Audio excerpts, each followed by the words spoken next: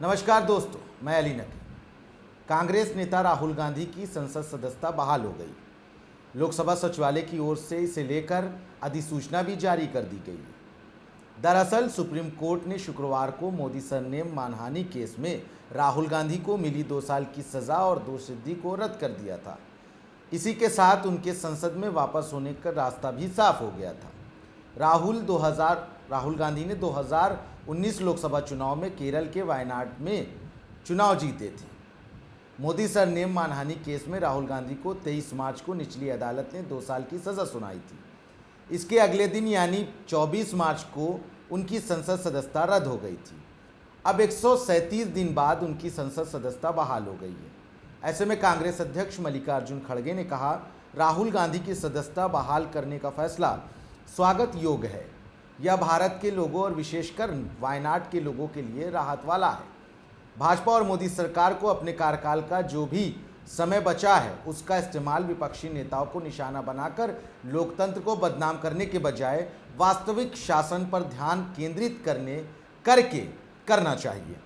वहीं राहुल गांधी की संसद सदस्यता बहाल होने पर संसदीय कार्य मंत्री प्रहलाद जोशी ने कहा, स्पीकर ने आज फैसला लिया, हमने कानूनी प्रक्रिया का पालन किया और सुप्रीम कोर्ट का आदेश मिलने के बाद तुरंत बाद सदस्यता बहाल कर दी गई।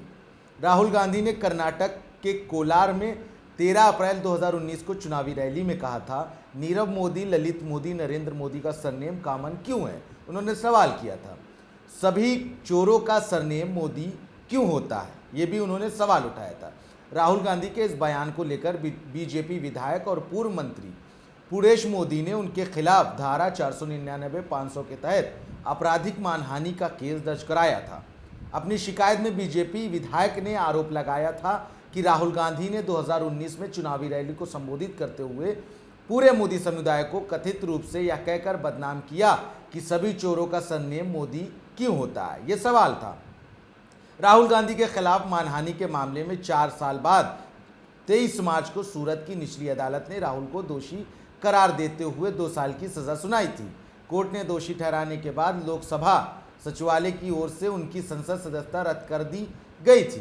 दरअसल जनप्रतिनिधि कानून में प्रावधान है कि अगर किसी सांसद और विधायक को किसी मामले में 2 साल की सजा या उससे ज़्यादा की सजा होती है तो उसकी सदस्यता संसद और विधानसभा से रद्द हो जाती है।